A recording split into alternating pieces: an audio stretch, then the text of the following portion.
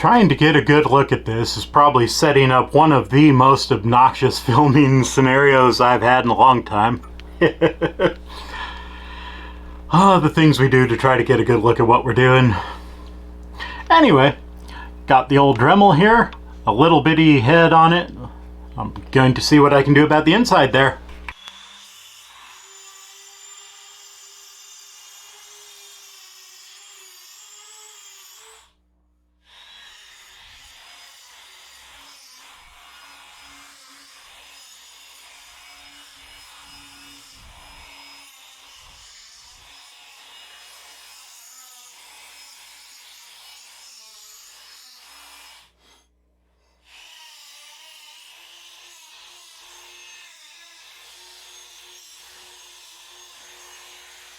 If I put a scratch on both sides of it, can I claim it was intentional?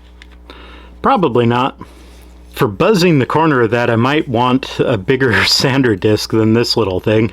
But for getting inside these holes, it sure works good for that. It does worry me a bit how thin this part is and how grinding on it just thins it out all that much more. And because everybody likes terror, let me freehand this again.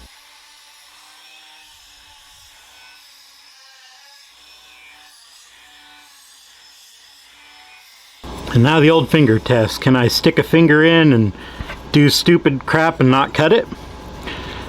If the answer is yes, which seems to be, then that's pretty darn good. Alright, just a little bit of polish in these corners here that I couldn't get easily with the belt grinder.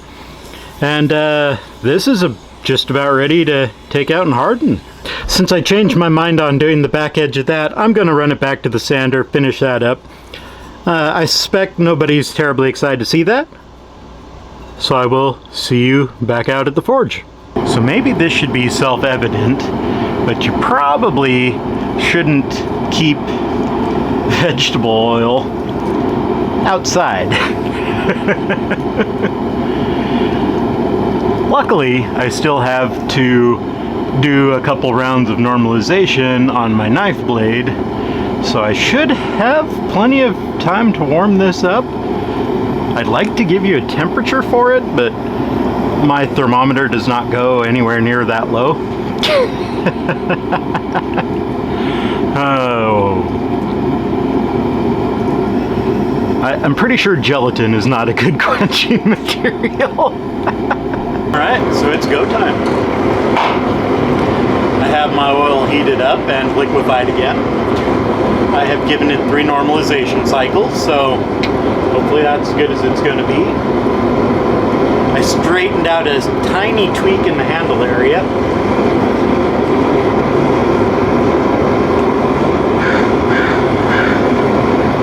Stick it in hilt first to get the heavier parts heated up quicker. Flip her around, get a grip of that lanyard loop. Get the blade heated up to match.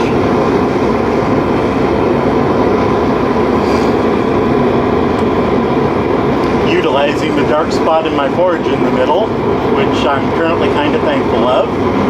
Keeping the edge of the blade down, as that's the thinnest part by far. And we are pretty much right there, aren't we?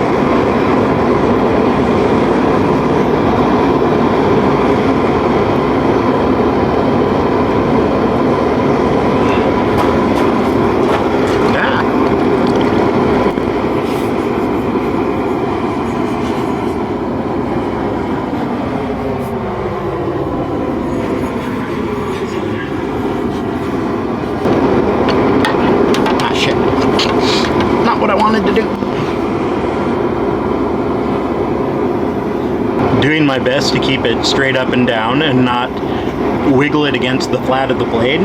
Just trying to avoid whatever pressure I can put on it. Though as short, as blunt, and as thick as this is, I really don't think I need to worry too much about that. Don't need to be burning all of that.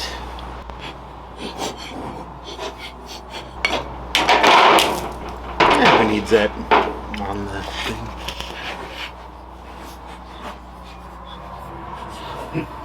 was just going to say, wow, this has cooled off so quick compared to all of those much thicker punches and chisels. But the back end still had enough meat in it to still be kind of hot. Well, part of that might be it's cooled off as much as the oil will let it. The oil's about where it should be, honestly. It's file time. Oh my god, I'm scared.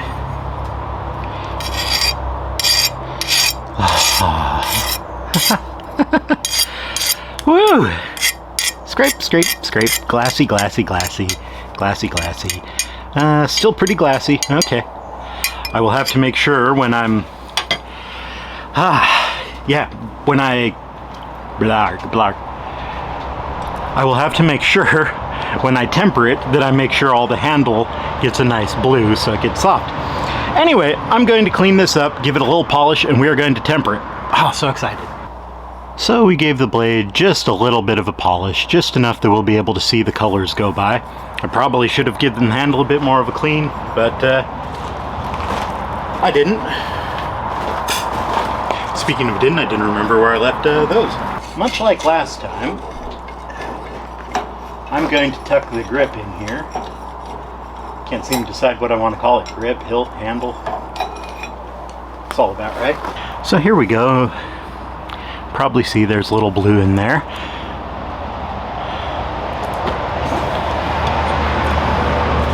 This is one of those cases where I could probably honestly let it go and most of what I want would climb up into it.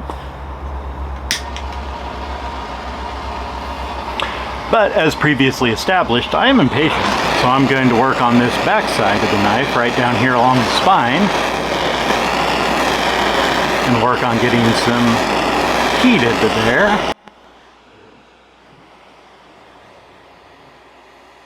Probably not a good idea to be doing this over top of the oil as far as avoiding fires goes. Okay, so I warmed that middle part up a little much. You're red. Okay, so I've over-tempered it slightly. By slightly, I mean significantly.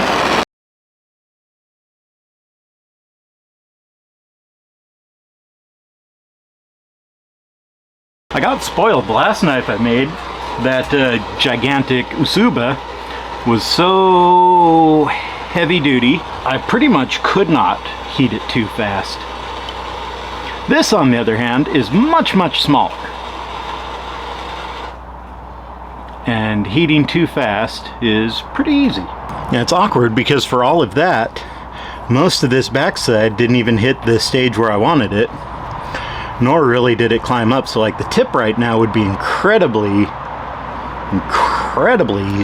brittle, which is exactly what I do not want. I would like the tip to be maybe even closer to this kind of color where it's a bit softer than everything else, since it will be being stabbed into things and used as a digging implement. Well, bugger and blast.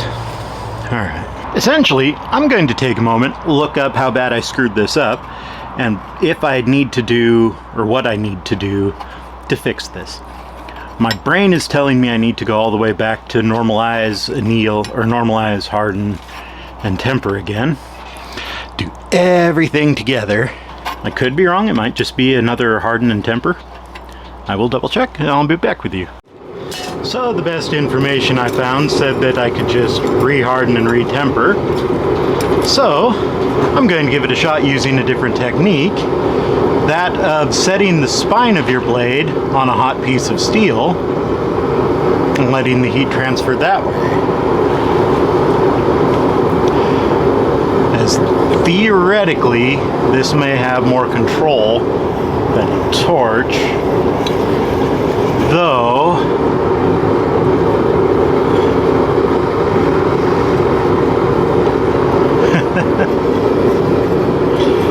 oh, my impatience is going to doom this little knife to an eternity of tempering and retempering, isn't it?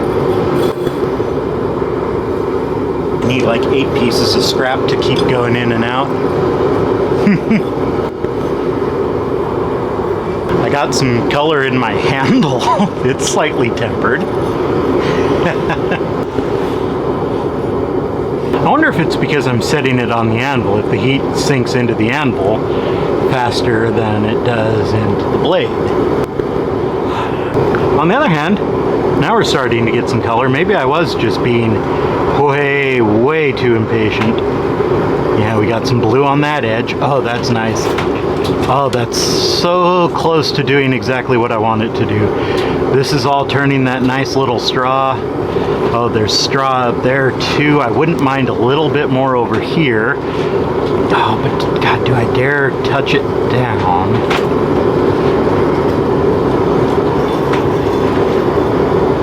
Come on, come on.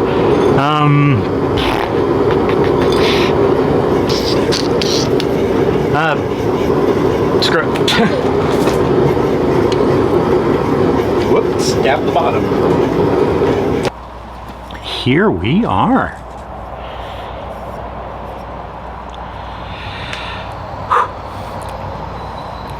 I could still do like a little, like I might file that chunk by hand, maybe? No, maybe not, I don't know. I'm going to give it a little bit of a polish just to knock some of this scale, clean it up and have it shining again on the belt grinder, just very gently, because now that it's been tempered, it'll basically be like pass, dip, soak, pass, dip, soak, because I absolutely do not want to wreck this temper that looks pretty nice. I think that's just a chunk of, yeah, that's a pit in it. Ugh. This is going to suck to sharpening as, well, one, depending on, I worked it pretty thin. Let me get this over to a brick before I put my hand on it. Anyway, as I was saying, I worked this pretty thin, so I forged it down to where it was practically a sharp edge just from the hammer. I filed a lot of that off and ground a lot of that off when I was grinding it for the initial grind. And then I ground it down to where it was practically a sharp edge again. So I filed that off too a bit. Again, as the propane forge, it takes away some of the carbon from the steel and it softens it. But yeah, anyway, I will see you back at the stone and we will put an edge on this the way my grandfather taught me. The old-fashioned, way old stone way. So here we are at the kitchen island, getting ready to sharpen this little knife. I did, as I mentioned, a little cleanup work on the grinder there. See if I can get the light on it. Yeah. She has some oddities, like this streak through the top part of the blade there. Not quite 100% certain what the cause of that is, if it's just like a lower spot that still has a bit of roughness and texture to it. And of course there's still some roughness and texture to the blade part itself. But I think I'm ready to put a good edge on her. I know I said I was going to do it all on the stone, but I cheated a little bit and put a bit of a secondary bevel on with the belt grinder. It was just so fast and easy. It honestly saved so much time, I can tell, over using the rough part of the stone, which, as you can tell, has been worn quite significantly. The rougher side of the stone is a bit softer, so it's worn out quite a bit more over the years, as opposed to the smoother side and the harder side. And this is what I'm going to start with. I've been using this same exact stone since I first learned how to sharpen a knife, back when I was 9 or 10, thereabouts. But as I work the bevel in here, I'm just going to start here. First I'm going to give it a little strop just to kind of roll over some of those, well, roll over the birds a little bit, and then we'll go from there. The paper towel, that's just to help catch some of the mud. That's literally it. There are assorted things you can get to keep your angles exactly the same. For the most part, I just eyeball it. And again, I have, how old am I again? I have like 30 years of experience with this, so I'm reasonably good at it. But one thing my grandpa taught me is that if you make a mistake, just don't make it too many times and it won't be a problem. If one or two passes is a little out of angle, it's not going to hurt as much as some people would say. There's a lot of folks that kind of put this pressure on it, like, oh, knife sharpening is this incredibly precise and controlled and specific thing. And while that is true, they tend to make it sound like there's no room for error, which makes so many people very nervous to sharpen their own knives, I think. Hence why I got a lot of practice sharpening, knives for my brother's girlfriends, or mom and her boyfriend, or my buddies and their wives. And boy, this is just soaking in that water today. I did just clean out the pores, so it's probably a little more absorbent than I'm used to. Eventually, the stone will get filled up with grit. Depending on your stone, like some of them you just sort of bake them and it'll work. I've never tried that with this one. I just give it a gentle scrub with a little soap, and that cleans all the grit out, and then it works pretty nicely after that. Everybody in my family always seems to come to me. I'm the knife sharpening guy. Friends, family. I haven't sharpened any strangers' knives yet, though for a brief period we owned a diner. I sharpened all those knives as well. I have a lot of practice at it, a lot of experience, I suppose you could say. There's really nothing special to it. It's just a matter of being relatively consistent. Oh, and knowing the proper lubrication for your stone. Every so often I'll wipe the grit off it and take a look and see. I am not sharpening at the same angle that I buffed it out, which is fine, I suppose. Once I sharpen it a few times, it'll have my angle of sharpening more than it will have that grinding wheel. I can also see that I'm really getting a lot in the belly of the curve. It's getting, I guess, most of the action, and the bottom and the very tip aren't getting, although the tip's in pretty good shape, but the bottom really needs a bit of a focus.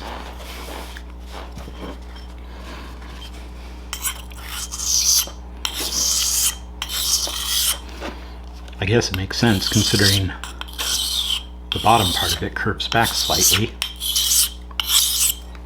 This one here is a whetstone. That's W-H-E-T, not W-E-T, but it is also a water stone, so I will polish it with a bit of water. Now, if it was an oil stone and you tried sharpening it with water, you'd notice it would be gumming up. It wouldn't be working quite right. It's kind of the same thing if you put oil on here. It would just gum up, form a bit of a paste, and it wouldn't sharpen very well. Use the right lubrication for your stone. I was sharpening the knives of my mother's boyfriend, the guy she spent most of the latter part of her years with after Dad died. He had an oil stone.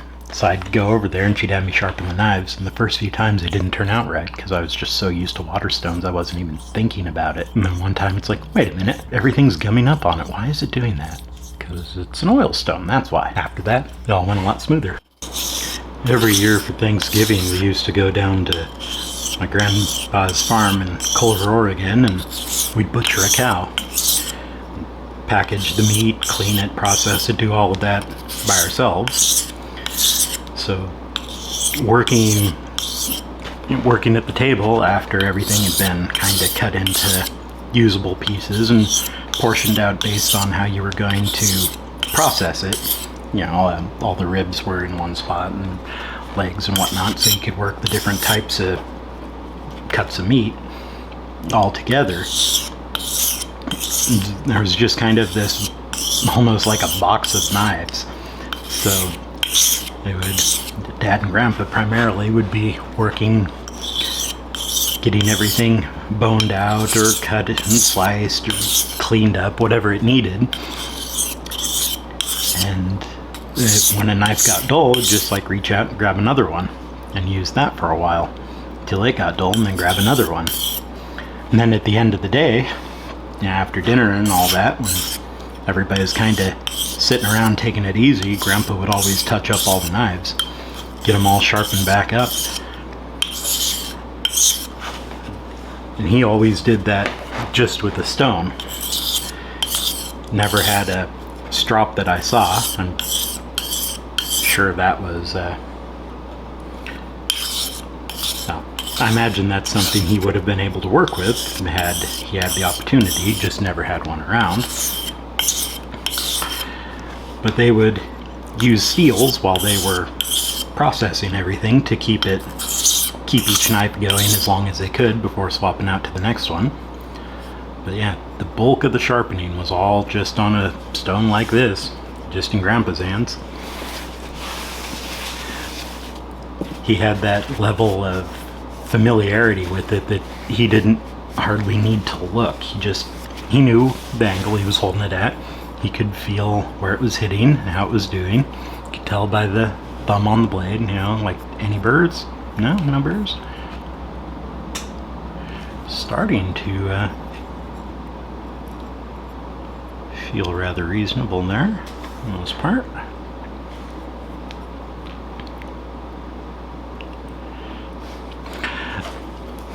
One trick, I don't know if I can get the camera to do it, but one thing that I do a lot of times as I'm sharpening it, I'll hold it up and I'll look down it. Usually with one eye squinted shut, making everybody laugh at me. But I'm looking at the top of the blade here, at the very edge, and I'm looking for reflection. If there's any place along that edge of the blade that has a reflection, that tells you there's a flat spot on it, and it needs to be sharpened some more.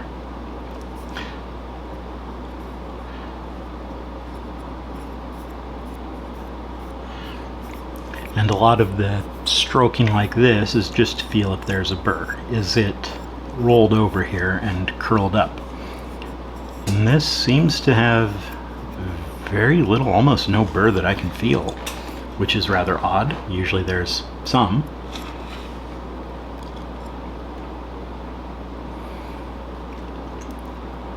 Human and Han, it's not quite as uniform across it as I was like, so I think more on the stone here before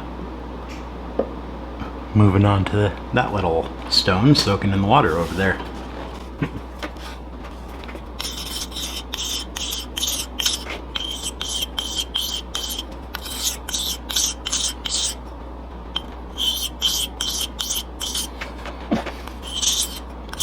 A lot of people who are rather new to sharpening think that you need a once across and once back. That's not 100% true. There are cases, like if you're doing a strop where you're working it against the blade or away from the blade to flip a burr over, it's really helpful there to keep them one across, one back. But when you're doing the rough grind, well, especially the rough grind, if I was using the other side, I'd probably be doing 3 to 5 on each, as I have been here, about 3 on each. As long as you are careful and keep them balanced, it doesn't cause a problem. And it's a lot quicker to get those 3 little slices, 1, 2, 3, as opposed to stop, have to resituate it, make sure that you have the right angle, and so on.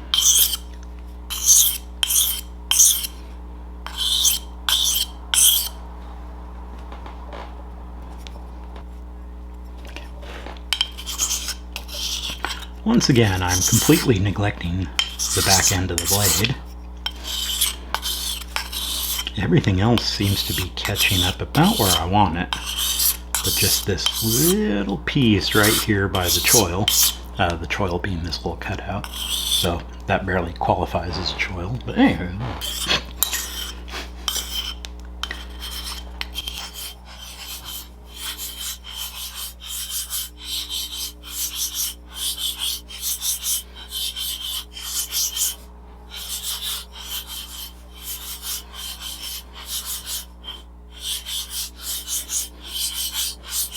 Some people prefer to work with the stone flat on the table, so it's always at a constant angle, which is handy. But again, the way I was taught was from a gentleman who often did his sharpening in a lounge chair. So you kind of need to get used to having it held. And in some ways, once you get used to that, it becomes more difficult to not have it like that, as you, instead of just adjusting the angle of your knife blade, you adjust the angle of your stone as well.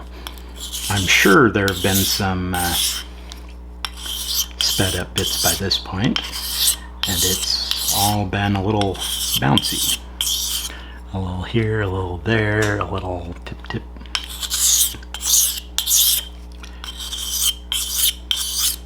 It's all part of the plan, believe it or not.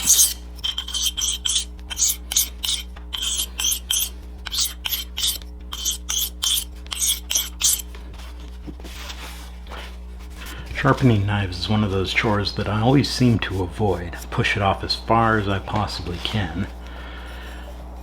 It's pretty, what would you say? What's a polite way to say it? Pretty monotonous. But at the same time, there's a certain level of zen to it, I guess you'd say. A certain state of flow. You just go in and let it happen. And this oddball tip I have. Go in and let it happen. That isn't right. That isn't what I was meaning to say. I hear a Rita behind me.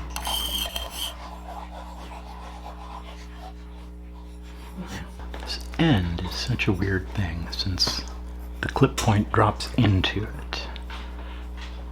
It's rather tricky. I really should have just filed that off, probably, or filed it down a little shorter. I think trying to make that big of a change with the belt grinder would be, well, hazardous to the temper of it. Let's see, can we get a close enough look at the difference here? Yeah, I think you can kind of tell. Right along here, you can see where the or the scratches from the stone lie. I think a lot of that difference to it has to go with how thick the initial taper was, or the initial bevel, sorry, wrong term. How heavy it is and how not completely smooth and balanced and perfect. So that some parts are thicker than other parts, especially up here where, as we know, where this black splotch is, that this whole area was bent down, dished a little bit. Anyway, I think it's time to change to my other toy. Maybe say hi to Rita? Maybe.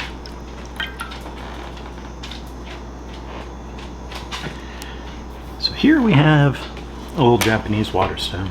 I forget the grid on it. I think it's just a gentle 800. Kind of a rough one as far as water stones go. It might be a 10 or a 12. God, you'd think I'd remember this sort of thing. But I'm going to use this to put a bit of the final polish on it as Rita munches some dinner over there.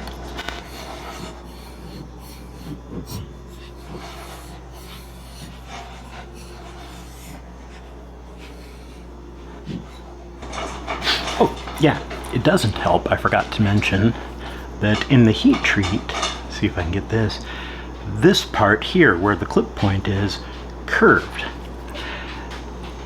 which is absolutely understandable to me as I have the clip point on one side and not the other, so it's not uniform. Therefore, it cooled off at different rates. And it wasn't completely smooth and even. Had I been thinking about that at the time, I might have been able to quickly, flex it and adjust it before it completely cooled off, which would have been rather nice. But I didn't, so now I'm stuck with it.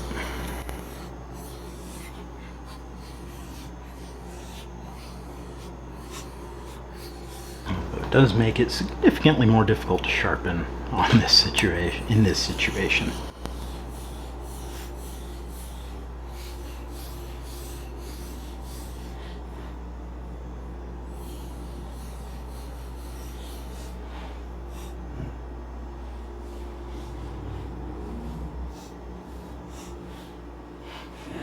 One of the things that I and a lot of other people like to do to test is the old paper trick. You will see how she slices and judge by how smooth the cut is. Like where it's like here, you can hear it, I bet, but it's kind of ragged. But across that belly, she's super smooth.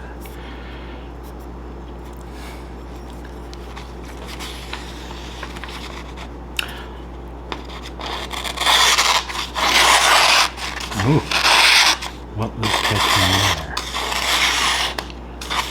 I do rather like it because if you have like a nick in it, you'll know immediately because it'll catch. What was the catch there?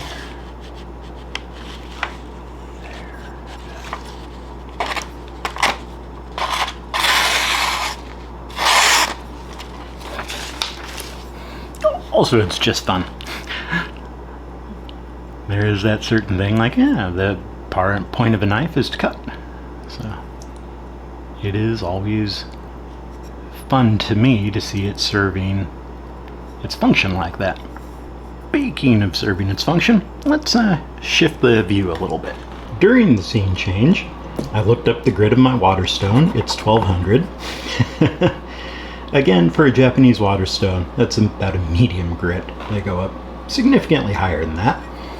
I also heated this up in a high-tech fashion on the burner of the stove till it was just a little bit too hot to touch comfortably, and gave it a good mineral oiling to kind of seal it a bit and get it ready to go and have a nice food-safe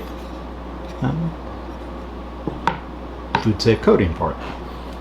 So, since this is going to be a mushroom knife for harvesting mushrooms in the wild, I thought I would see if it will cut well by seeing what I can do with these little criminy mushrooms. Whoop, that didn't work so well. I mean, it's sliced, but that bottom side being less sharp than I would like means you have to be a lot more careful than I normally like when I'm trying to slice mushrooms. Oh, and slicing those little ones are always tricky. Let's see here, how about like so? It's not so bad. More of a push and pull. Yeah, that works a lot better than trying to kind of saw through it. And with my fingers in the way, I might not be able to see hardly anything. Yeah. All in all, oh, okay, so something in here needs work. Good to know.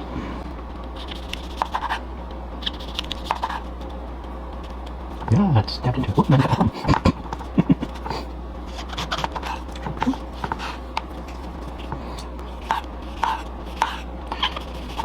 I have to say though, for being the first knife I've made on my own without somebody with much more knowledge, much more experience kind of looking over my shoulder, I think this is pretty decent.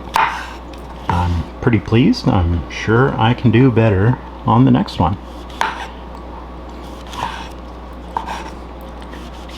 Which was actually originally going to be the first knife I made until I broke this and came out with this piece that just so cried out to be a knife. Timed perfectly with my girlfriend saying, you know, I wish I had one of those fancy little mushroom knives. We both went out on a little mushroom foray to look at wild mushrooms, and it was a lot of fun. Very interesting. We both learned a lot. Yeah. It really brought me home with that fire in the belly to actually make that knife. Get done relatively quickly. Quickly for me. So, hooray! Yep, this area here, like this side of the curve up is nice and sharp. This side of the curve down, a little less sharp. Bit of a different view than normal, but we're here to do the post-mortem on the mushroom knife. As you can see, we have a very bright paracord wrap on the grip there, and a very, what would you call that? Hastily thrown together scabbard for it. But I have a little loop here. This has been out on a mushroom hunt now. We went and found some interesting things. Ended up with this cute little varnish mushroom. It's just a cute little conch, nothing too special for us. But this got some use, digging in the ground and chiseling into wood to get a different mushroom out. I have to say, I'm pretty pleased. There we go, get me all blurry there. As the tip pretty much did not take any damage when it was getting jabbed into that fallen log there. Most of what we were digging in and poking in was pretty soft, but going into that log, it was a bit more effort. I can see no real damage to it, though near the end there is a slight little spot where it might be a touch on the dull side. Hopefully not, but I figured after this has been out and used and kept in this very simple scabbard without any real cleaning, just kind of brush the dirt off. I guess that's a good sign. It's not too corroded or anything, but let's see how we do. Keeping in mind that that didn't do very well in the first place. So yeah, I would say throughout the kind of work that can be expected to do, it held its edge pretty well. I had my stone and some water and everything. I figured I might need to touch it up, but for one and done, that's not too bad. And when I was wrapping the paracord, which I didn't show you as it was kind of pause, look at the video, twist, that doesn't look right, watch the video, look back, oh yeah. So I'll just link the video. You can watch it if you want and make your own twist. Just a simple braid for the tassel, a simple, or are they like a 4-square knot? Nothing exciting, just you know, basic stuff. Give it a little bit more meat, a little bit more grip. It seems to do well at not sliding around anywhere. You get it in your hand as opposed to trying to hold this super thin thing, especially when you have gloves on. Yeah, it's tricky. A bit longer of a trip than I would have liked for, well, making a little bitty knife like this. Thank you so much for sticking with me. Please like if you liked, don't if you didn't, and as always, have a wonderful day.